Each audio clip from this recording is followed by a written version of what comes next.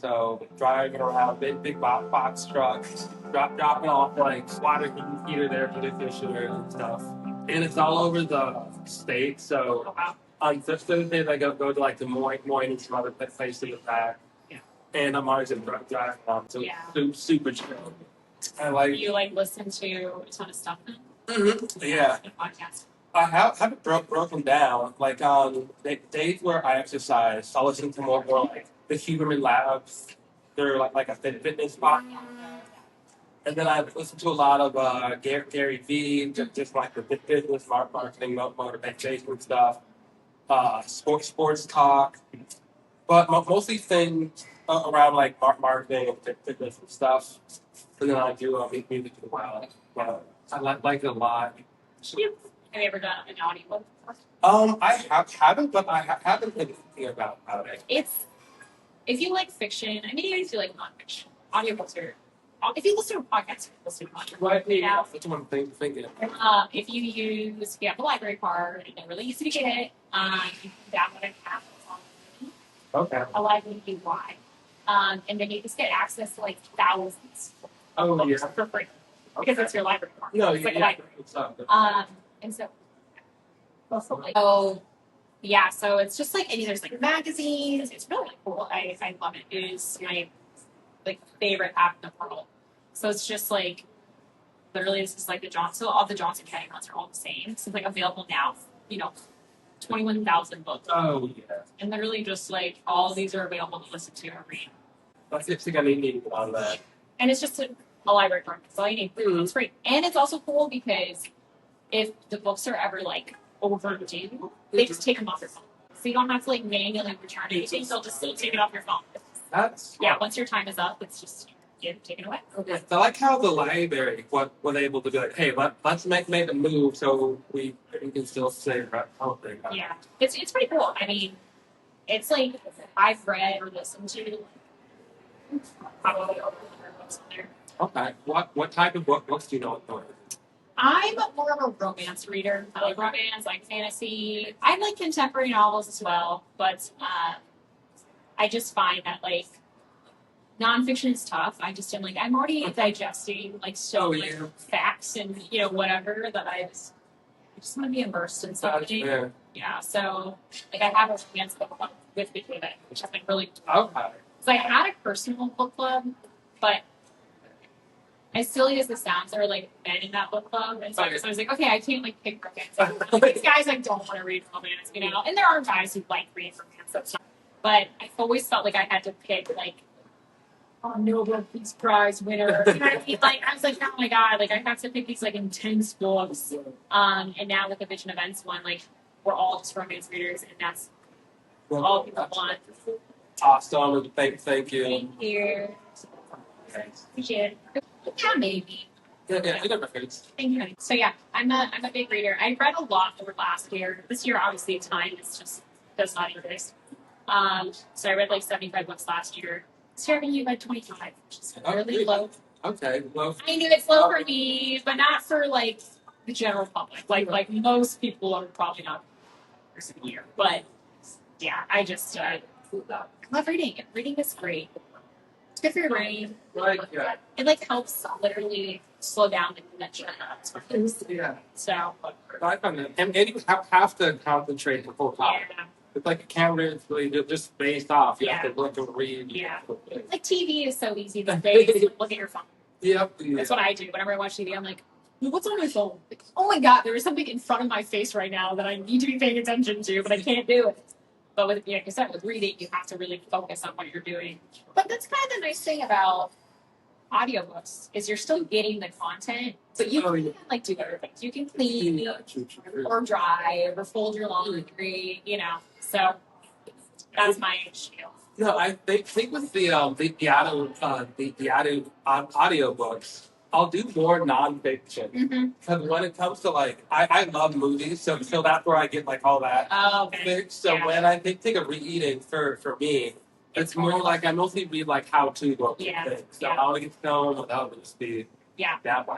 There's a lot of really good nonfiction out there. There's so much good nonfiction. I mean, one of my favorite nonfiction novels is, and it's not about two or anything like that, but it's The Life of Henrietta Lacks. It's a story about a woman who they like harvested her cancer cells like many, many years ago. And they're like the only cells ever that have like continued to like regrow, even outside of her body, which is insane. Yes. It's weird. It's insane. And it has attributed to like tons of vaccine research, like tons of they're like I think the cells still exist to this day. And it was like 100 years, like not 100 years ago, but like 80 to 100 years ago probably. But she, as a Black woman, never received any type of like reward. Like they just took them, and they just didn't tell it. Wait, so she took cells out of herself? So a doctor took cells out of her because she had like ovarian cancer or something like that. So they were testing it to see like what she had. And they were like, oh, she's got ovarian cancer. And then for some reason they like held onto her cells and they just kept regrowing. And the doctors were like, whoa, like this has never happened before. So then they took them and they just kept regrowing them because it was like a way of like regenerative cells. Yeah. And then they could test them because they were like, oh, well, you know, these cells are going to keep growing and growing. Like, we don't have to harvest them from a few people. And so it has attributed to like tons of research. Oh, and like she did not. She did not know.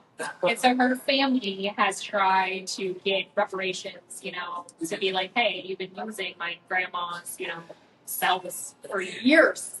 And they fought a battle for a long time. I don't remember if they ever actually got any reimbursements from anything like that, but yeah, crazy.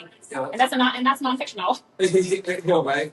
That's crazy and sadly not surprising. No. To follow that. Not at all. Not at all. Yeah, I mean, there's a lot of weird stuff that happened in medicine that, you know, ethically speaking, you're like, oh my god, I can't think of that. I mean, like the Tuskegee experiments. Oh yeah. They literally were like, we're gonna inject you of a disease just to see what happens. Yeah, just to see. Just important to see. Anyway, reading is great. Cheers. Cheers.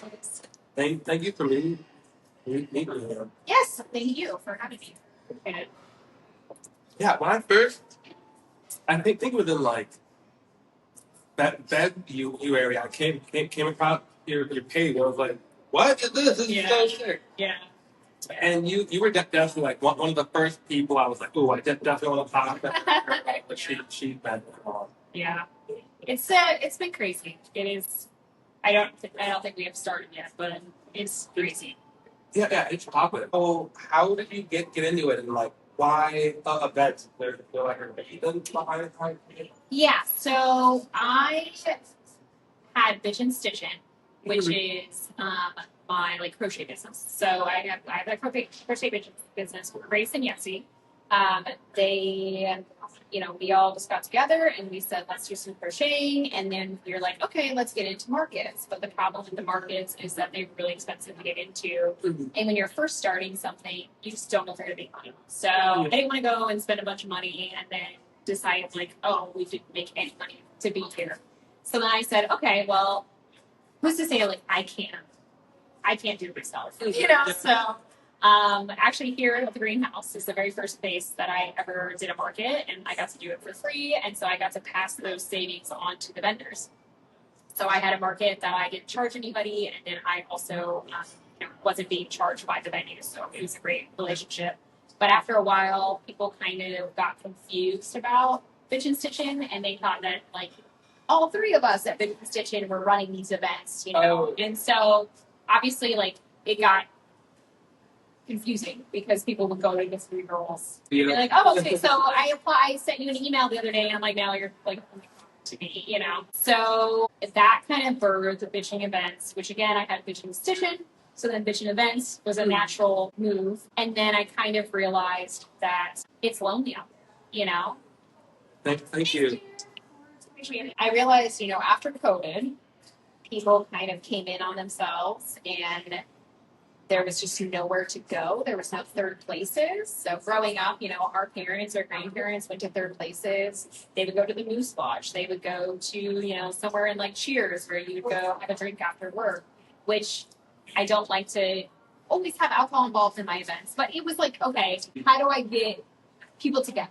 And then I kind of looked at one of my friends who works from home full time, and I thought, how would you make friends? Because all the friends I made in my life have been coworkers, you know? Yeah. And so I was like, how would you make friends? How would you find a partner if you don't want to do it online? You know, like these inorganic ways. And so I said, screw it, I'll do a singles concert.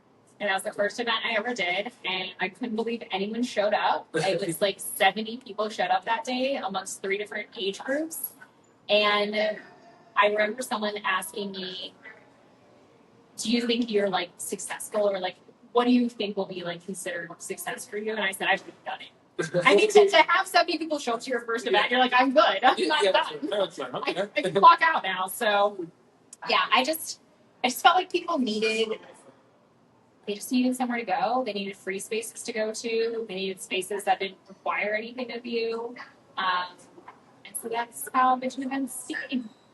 No, I like that a lot. And it's such a, especially after COVID and just now with the thing, it is hard to like make friends, just go out and connect. And just even going to a place with like a theme, or that's going to an event, it's already like the walls are down. It's so much easier to just like talk. Yes, knowing you're all coming for the same reason, you know, because you can go to a bar, you can go to the gym or whatever, but most of the time people there are meeting their own friends. They're not, you might think you could meet somebody there, like you're sitting by yourself at the bar or something like that, but most of the time people are not going to approach you. They're just going to be like, I gotta leave these people alone. But I think with Bitchin Events, the premise is you're going there to talk to other people and meet with other people, and so you kind of know the expectations, you know, so yeah. And how you thought about this. So, do you consider yourself an event planner? This is where things get complicated. I think of myself as an event specialist, maybe. I don't know. This is where things have been tough recently. So, I created an LLC, and the reason that I wanted to do that was. Was this on? Oh, yeah. So I created an LLC recently, and I felt like there was more demand for my services. So when I first started out, it was me reaching out to venues and me trying to find spaces to put people in and that kind of stuff. And now it's kind of turned, it's about 50-50. So about half the events that I do are me reaching out to somewhere and planning things. And then the other half are people actually reaching out to me and wanting me to collaborate with them. It's been really, really cool. You know, the Children's Museum is a good example of that. I have an event on November 14th, and they just wanted me to call bingo and run karaoke. I'm like, that's great, I can do that. You know, they came up with everything else. They did all the marketing. They did. So I'm more just like working for them, but also it's so fun. Like one of the coolest events I'm probably ever going to do is being in the Children's Museum. Like that's so. Yeah, that's tired. But then I still do things where it's like I want to do it, and I need to find someone to like allow me their space. So I just started to realize that like I probably should be paid for some of the things that I'm planning. And so here we are. I've been paid for I think I got one payment. 2 payments so far. So yeah, it's cool to see what's upcoming, but I don't know. I would like to, in my dreams, I would do like some kind of event consulting or something like that. Come into a space and teach people how to connect with their community and plan events. But right now, I'm just working my full-time job at the university, and just draw. I'm doing this on the side. So yeah, that's what's up. And it's cool too, because it seems like you can also host events. And like planning can be like a different thing. So like you said, with the museum, you can, cool, I can go host the show. Yeah, exactly. I'm not doing much of the planning at all. I'm not talking to caterers. I'm not doing any marketing. So it's nice that I get to just show up, right? Which I don't get to do. When I first started, it was I was doing everything. But I think for a long time, I would tell myself that I was really lucky and that I had like luck on my side. But I think I've started to change my mindset. Say I'm working really hard and I'm getting what I deserve, which is recognition and these partnerships that I would have never thought that I would have. But why wouldn't you want to collaborate with someone who's working their tail off to get word out to people and just to plan a good event. So yeah, it's insane. And how long have you been doing it for? I made my first Instagram post in January of this year. Okay. And my first event was in February, so not very long at all. Yeah, like just even the fact that you've already just gotten paid twice is amazing. And just that it's just moving so quickly. Yeah. When do you feel more like comfortable with that now, or was there a point where you're like, yeah, I feel so dumb. Like, hey, God, was that here? I think it's a good question. I think I still feel dumb. Every day I make a joke that I'm doing what I'm doing. Like I'm just winging it. But I think there's something to be said about like winging it with confidence, right? And it just, you are who you pretend to be. So if I pretend to be someone who knows what they're doing, I'm just going to end up being that. So I still feel crazy, It's really insane to me that people come up to me and they're like, "Hey, you run Bitchin Events." I'm like, wow, this is weird. I'm like, "Wow, this is crazy," and in a cool way. Like, so I don't know. It's just so cool. It is cool. It is just cool to have a community and have people care. I would have never thought anyone would care. But definitely, my friend said her yesterday, she's like, "I don't know what you expect Bitchin Events, but I don't think it was this." I'm like, no, I had no idea what to expect. Again, when I hit 500 followers, I thought that was insane. And now I just hit 1,700, and I'm like, what is going on? So, yeah, I don't know. I think I have kind of stepped into like I know what I'm doing, and obviously I have something that people want, but I still don't know what I'm doing necessarily. Yeah, I think just being like more comfortable. Yeah. Because I feel that way too. Like, especially when like asking my friends to come out, I felt like that was so like they like, hey, you want to go on my podcast? And especially like just going up to like, hey, can I feel so? Yeah, I have to be like so dumb. Like I don't even think about it. Yeah. Just go up and film stuff. And when you just decide like I do events now. Are people I know that like, hey, you don't do that. Yeah. And that's how I felt. So, but now it's like, no, I do media stuff, I do podcasts is what I. Yeah. And we can be multifaceted. We can do many things, there's intersectionality in all of us. I go to work at the University of helping purchasing, and then I clock out and I go run an event from 6 to 8. Like ours is just like running around in circles, Everybody else is like, I go to the gym, or like I try to do that too, but it's like at a certain point, there's just so much to do, so much to plan. If you want to have this other life, this other dream. Yeah, it's funny. But it's fun. It's so much fun. It's fun. People, like my therapist always gets kind of concerned. She's like, "Are you doing too much? Or are you like emptying your cup too much?" And I say, I think I'm a true extrovert where I feed off of people's energy. So I'm very lucky because I don't get drained by the conversation. So I get to enjoy it, and I'm almost always feeling good after it. I never feel drained or like worn out. I'm just like, okay, what's next? Yeah, and something too that seems obvious, but people don't think about. If you ever do feel burned out, you can stop. I just stop. Every week, you Yeah. get like, Yeah, and that's the beauty. I think that's the beauty of like having the full time, right? And having a job, and I don't know how you feel. I wonder how you feel. Having a full time job and paying your bills, and then getting to do this for fun. You get to invest a different part of yourself because you're not worried about what you say or what you do because it's not paying your bills. And you're like, that is paying my bills. So it's like I don't have to think too hard there.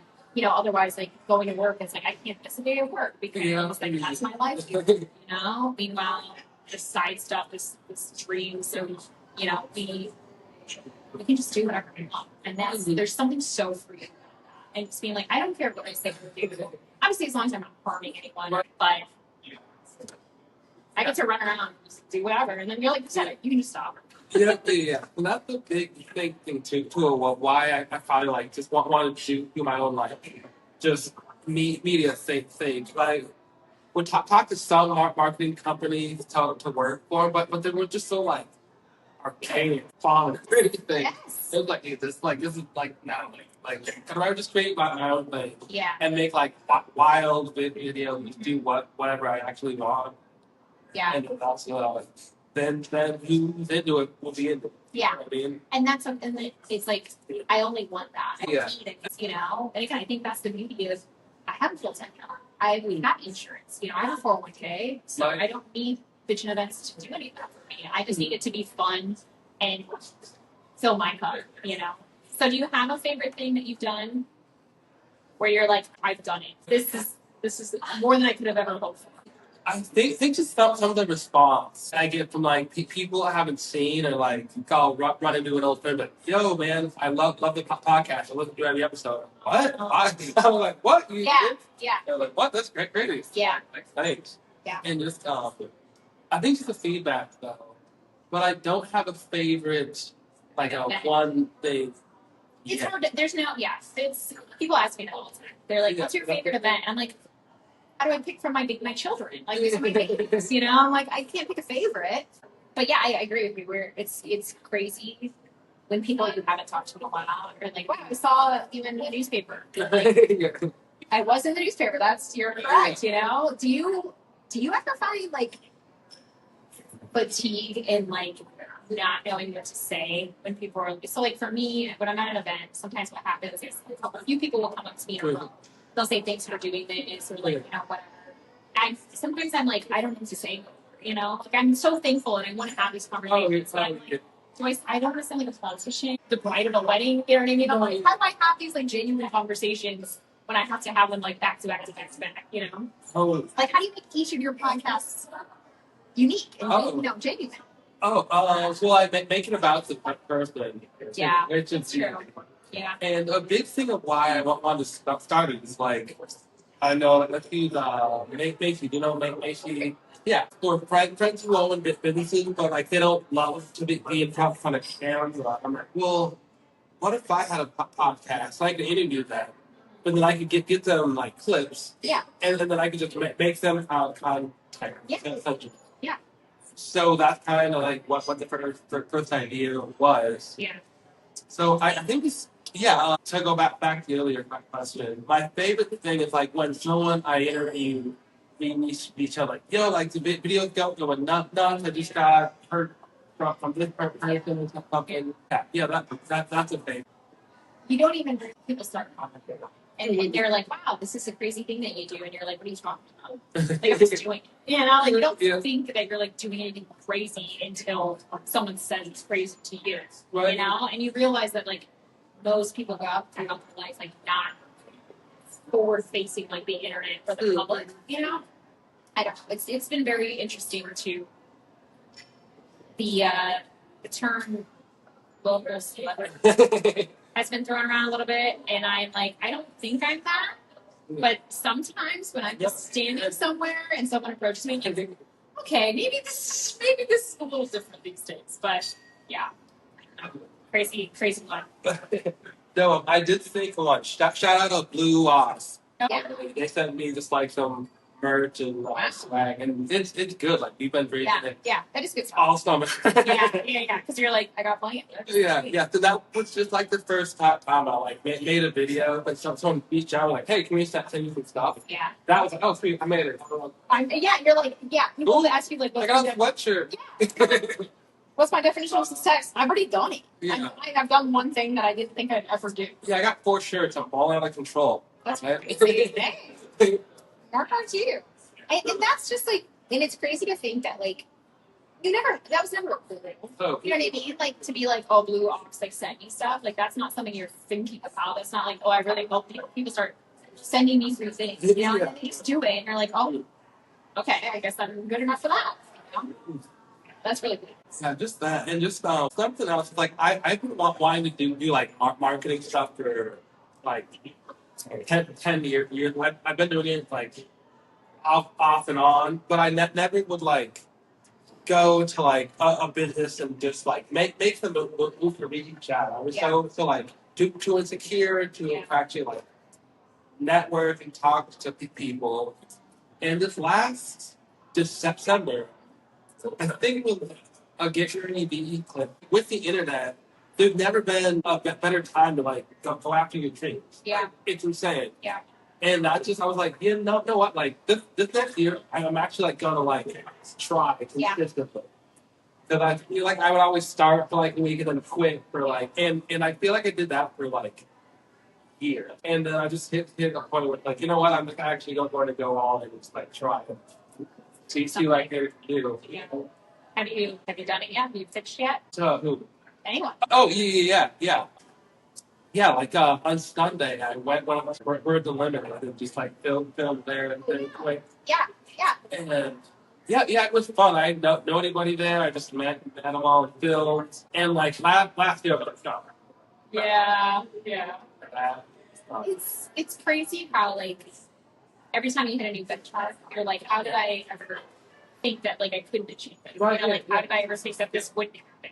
You know? But it's so easy to have that like imposter syndrome, right? And you're just like, no, like other people should do this. I should be the one to do it. But it's like, why? Yeah, that's a big one. I think too, something that a professor said to me once is that everyone can do it, but not everyone does. It's like, you know, it's like sometimes at Bitchin Stitchin, people will come up to our booth and be like, oh, I can make that. It's like, okay, then do it then, you know, but you're not doing it. So I think that's the difference between people who want to do stuff and don't want to do it. There's nothing unique about either one. Like, let's be honest. Like, there's nothing that we're bringing to the table where it's like, oh, these two people have, like, you know, are taking steroids or something like that. Like, they're special. You know, there's nothing special. It is though, because like we're the only ones who can be us. It's cheating at that. Yeah. It is. But I know what you was. It's not so like I'm not doing some like podcast on like the brain, like some niche. Yeah, exactly. It's just, you like anyone could do it, but I think the difference is like whether you do it or not. Yeah. And something too is networking. I think is super undervalued. Oh yeah. You just have to talk to everybody. That's like whenever I meet a young person, I'm like, just talk to everybody. Mm-hmm. You never know who's going to be the person who puts you in contact with somebody else and you get whatever you needed, whether it's work, whether it's friendship, whether it's dreams, you know, you just never know. But yeah, so that is the thing about Bitchin Events is I used to sell beer. So that's how I know attend these venues already. It's awesome. So I know like everybody at John's Grocery. I know people here at the greenhouse. I met Emily, Spare Me, like all different places I sold beer to. Okay. And so then when I switch over to this, I go over to them and I say, hey, can I borrow your space? They're like, oh yeah, sure. You know? That's so smart too. And when you were selling beer, did you think like that what one short to like know for these people, or what was it just like your job at that point? It was like just my job, but the funny thing is I got my job at university, basically the same thing. So I was here, I had been laid off from my beer job, and my friend who sells the macarons here, David from IC Baked Goods, he was downstairs. Yeah, he was downstairs while I was getting fired upstairs in my friend Emily's office here. And I come downstairs and he just takes a look at me and he goes, if you still remember me, it'd be you. I'm like, I really just got fired. Like 2 seconds, you know, because the company got laid off. You know, I say laid off, whatever. Yeah. Felt like being fired. And so that's how I got the job at the university, which it just came down to the fact that I was friends with the person who sold macarons at the place that I sold beer. Yeah, like it's so. And during your job, I'm guessing you were just like nice and personable. Yeah. Yeah, like that's a skill, and it matters so much. You're just nice with people. Yes. Then I'm sure if you weren't, it would be a lot harder. Yeah, it would. I guess maybe we'll say that anyone can do this job, but you have to be nice to people. You know what I mean? If you're not nice to people, I think you're right. It's like if you can't be personable, if you can't just be kind. You know, I read a book recently where she said there's 2 different kinds of people. They're either nice or they're kind. Like you can be like not nice, right? Like you can kind of take the world by its horns, but you can still be kind. You know? Okay. Being nice is just like, oh, you open a door for people or whatever. But being kind is showing up to your friend's house when they're sick with food and Gatorade. You know? Okay, so like I got one. So like if my friend gets stuck in the snow in his car. I could go how but the whole time like you're so dumb. How Yes. these things happen? That, Yes. That's not nice, but it's kind. Yes, yes. Okay, yeah. I think exactly. Where it's like you can be, you can be a dick in certain situations, which means like, oh, maybe you're not like flat out nice all the time. Like you're honest and truthful when you need to be, but being kind is, honesty can be kind, right? Like telling somebody you're not doing what you should be doing. The truth can be hard to hear, but that's a kindness to kind of get people on the right track too. Is sometimes I would say consider it kindness. So yeah, I don't know. It's very interesting. I like it. I read it and I was like, I don't think I'm nice necessarily, but I don't know. Yeah, I don't know. But No. I'd say both. I feel like you're nice and kind. I tried. I think Bitchin Events obviously helps with that, and as much time and energy as I've invested in this community, I would hope that people think I'm nice and kind. It's crazy. I seriously every day I wake up and I'm like, what is going on? People DM me and they want to talk to me, and it's so cool. And I will tell people like, introduce yourself to me. If you see me out in public, like I do want to get to know people. I want to talk to people. I'm meeting a lot of people, so I might forget people's names, but I'm trying. I recognize faces. I know it's hard. It's hard. Something that I try to do is like say it 3 times to myself, and sometimes that also stick. Or like, like I'll say my name and I'll say Tiara, like the crown. And sometimes that can help. People remember. To be like, oh, Jesse, like Jesse Vance or whatever. Whatever you wanted to say. And I think sometimes that helps too. But like are crazy. Is the lady out there? Was she at one of your events here?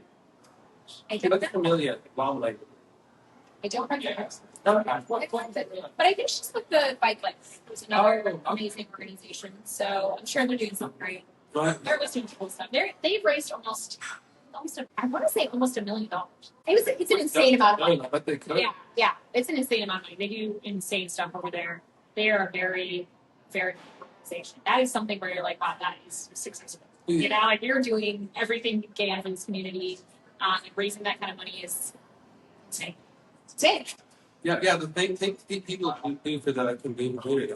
But I feel like that's like the biggest thing that you can do when it comes to like changing the world. Or doing what you can to like just to start where you are. Yes. I just posted about this recently because I feel like I don't know how you feel, but the world feels very grim right now. It feels like every time I turn around, I'm like, oh my God, we're doing another crazy thing, And sometimes Bitchin Events can feel like silly or frivolous because I'm like, I'm going to trade trinkets with each other. Like that doesn't feel like I'm changing the world, but it's like I'm changing that person's world, and I think that's so important. Is to stick together in a community. It's the easiest way to feel isolated or feel hopeless to not be in your community. So I hope that people who attend my events feel like, okay, I'm getting a little bit of time away to not think about things, but also I hope that people start to see each other out in public and they say hi to each other. People don't do that. You don't say hi to anyone. So it's really cool to see. It's just cool to see people get to know each other and see each other event after event after event. Like I have the Heartlanders game on Friday, which I'm very excited about. I was not a sports person growing up. I don't care about sports very much, but for some reason, this minor league hockey team has my heart. I'm so excited. But most of the people attending that event, because I put it out for the Bitchin Besties, is what I call them. Most of those people have been to an event already. So it'd be nice to have people who have already seen each other sitting kind of like a really intimate setting. Like you're sitting next to each other at a game. For 3 hours. It's a little different than like walk around or like, oh, I can leave at any time, So I'm very excited for the hockey game on Friday. That's awesome. The picture you end up on the Zamboni is so good. That picture is so sick. When I opened Instagram, back in April, so what happened was the sales rep that I have, his name is Drake. Shout out Drake, love you guys. Like Drake? Like Drake. His name's Drake. Part-time job. Yeah, he calls me right before a game that I was going to, and he goes, Tiara, I need your help. And I'm like, what's up, Drake? He's like, can you get on the Zamboni tonight? Like, what do you mean, can I get on the Zamboni? Yeah. I can get on the Zamboni tonight. I was like, screw it. And so he's like, okay, because we had someone like drop out, and they don't want people to like not be on the Zambonis. Oh, So yeah. they just were like, just go on the Zamboni. And I had a group of like 15 people, and I just like snuck away. Oh, yeah. And then I just come out on the Zamboni. And I was like, she threw out the Zamboni. That's awesome. It is so funny. And after like the second time you go around, it gets a little. Okay. It's little. I was thankful that one kid wanted to play rock, paper, scissors with me every time. Oh. So I had something to look forward to. But you kind of just, you're like, I feel like the princess. I'm like, okay. I know what I mean. Yeah, I know what to do. So, but that photo of me when I opened Instagram the next day, and I'm just like on the Heartlanders Instagram and on the Zamboni, I'm like, this is great. This is my legacy. You know? Like epic. One of my friends is like, I think you peaked when you were on that Zamboni. Oh, Like, I don't know. Funny. I don't know if you can do anything else. Yeah, probably not. But yeah, I love the Heartlanders. And you know, the reason that all of them and I get along so well is that they're trying to be a part of the community as well. So they want to be part of this community. They want to, you know, they're very open to ideas. So we have some cool collaborations coming up in the future too, which I'm very excited about. They're kind of branching out of just. Oh yeah. You can't do just sports. You got to get other people involved because sports fans are already going. That's a good point. That's a great point too. Oh. Yeah. Do you have any like dream events? Like, cause I have one or just like music festival. Really? That would be your dream? Well, no. Well, for me? Yes. Oh God. I think I went to Historyland for the first time this year. Oh, yeah. I'd never been. Amazing. Have you seen my ex-girlfriend Lana? Oh my God, dude! I listened to Lana. I know there's all kinds of issues with Lana. What? I don't want to hear it. I don't listen. I don't want to hear it. There's no issues with Lana. If you have issues with Lana, I don't care. It's so good. I mean, I've been listening to Lana since I was like 14 years old. So to be almost 30 and see Lana like 100 feet away for the first time, I was like blown. You know, it was amazing. It was the Tyler Creator. Oh, yeah. Oh my God, that was one of the most incredible performances I've ever seen in my life. So I know Jillian had some issues. I think that they really did a 180, and it was amazing. Like there was no trouble getting food. There was no trouble going to the bathroom. It was hot. You're outside in the heating sun. It's going to be hot. I kept thinking to myself, I'm like, how do I meet these? Like, how do I get involved with interviews? You know, like how do I collaborate with them next year? And then I was like, maybe. Yeah. I know. I'm like, just go straight in. They just go for it. I'm sure they don't get any DMs at all. I bet they get less than you think. Probably. It is one of those things where it's like, is that person too big? Like, why would I bother? Yeah. So then it's like, I should do it. Or go on to find one on LinkedIn, finding like the program. Find them. That's actually how one of my friends got his job at Sony Records. He found someone on Twitter, sent them a DM, and became an intern.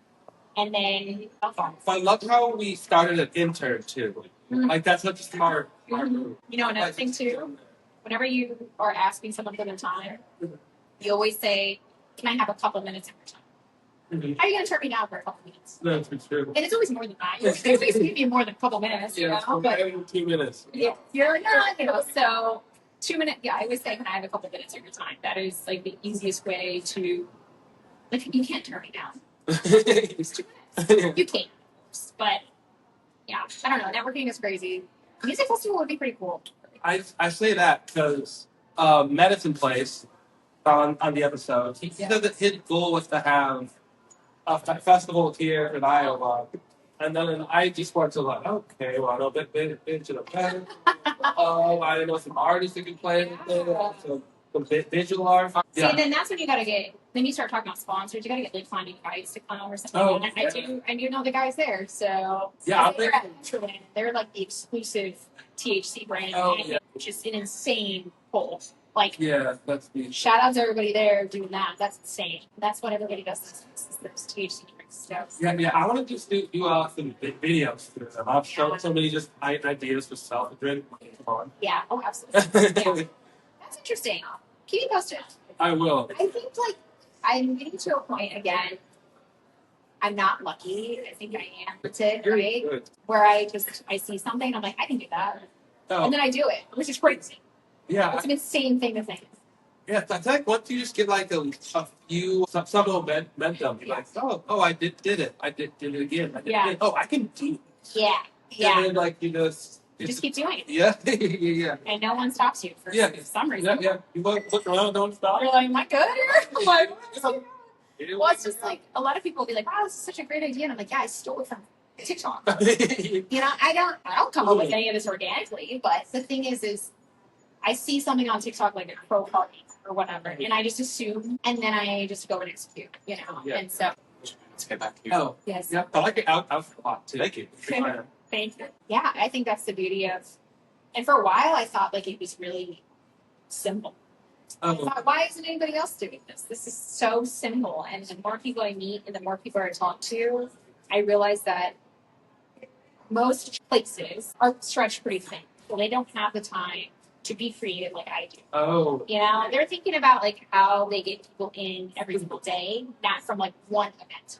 Yeah. So I'm very lucky that, again, I have that creative freedom because it's not my full-time job. Mm-hmm. And I don't have to worry about paying bills. And I just get to have it. So. And it seems like it's going to get into a place where your full-time job might start to get in the way. I know. It worries me. I mean, but that's the goal, right? Yeah. It is the goal. Or that's the goal, but like that's a good situation to have. Yeah. It's something that I've thought about a lot. Obviously, again, in this world, this very grim world right now, I think not having the safety net of a 40-hour job, you know, working at the university, I have free healthcare. That is huge. You know, everyone I know is struggling with healthcare in some kind of way, and for me to be able to go to the doctors, get medicine, and it's all free. I mean, it's tough to compete with that. Oh yeah. But then it's like, okay, maybe someday. So someday where like it's not in the way, it's like obviously clear. Yeah. Like yeah. When it overcome.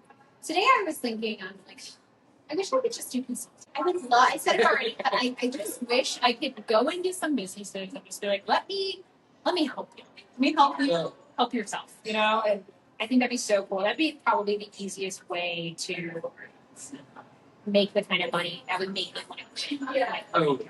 You know, but even so, the more things that I do, that's like, wow, this is maybe becoming something.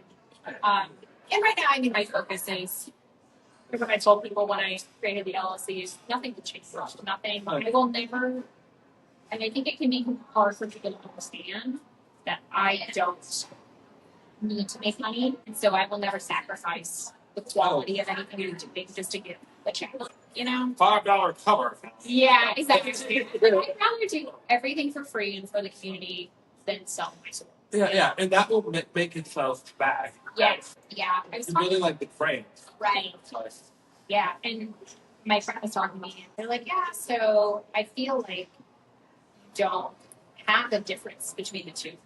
Like, there's not like Bitchin Events Tiara and then regular Tiara. Oh, yeah. Which I think is, I never thought about it. It's true.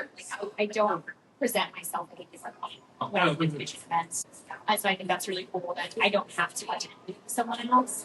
It's myself, and there happens to be a brand stamp. You know? Yes, I never thought I would do this. Never. Yeah, it's inspiring to see. And like it really is. And I feel like you just think I'm just listening to my like I'm like, whoa, she's stressful. Well, maybe if I keep working hard, let's it really is. It's inspiring, and it's just so cool. Thank you. It's hard. It's my therapist said I need to be better about accepting compliments. Oh, thank you. I appreciate it. It's so easy, I think, too, and I don't know if you ever struggle with this, where you're just like, oh, no big deal. You know, and it's like, oh, this is kind of a big deal. Yeah, I don't know. I think being your authentic self is always better than trying to be someone else. Like attracts like, you know, so you're only going to attract goodness if you put goodness out there. I don't know. Caring about the community has been probably the number one factor. So, yeah, just keep saying. You're gonna be just fine. It's gonna be just fine. Oh yeah. What more thing I want to ask? Have you thought about having events? Because it seems like the no phone thing is becoming a ride a little bit. Yeah. Where people are like, I need to get ostracized. I don't know what's real and what's fake. Yeah. I feel like some of those could be big. I actually had somebody ask me to do a no phone party where you have to turn your phones in, which I would love to do, but the liability of having everyone's phone feels like a nightmare. So maybe I will say, maybe we can do something like a fundraiser, and it's like every time you pull your phone out, and then it goes to some good charity or something like that. That'd be really fun because then I wouldn't have to worry about holding on to everyone's phones. But you're right. I think even myself, I really struggle. And I think also when you're on social media for your dream or job or whatever, it's so easy to be posting on social media and then just start scrolling. Yeah, yes. One thing I do is I find myself just picking up my phone. Like, wait, why do I have this? Literally, it's like listening to messaging, someone talking, chill. Or it's looking at YouTube and maybe it's just me, and it's not just me. Anytime I post, and like, refresh. Anybody anybody comment?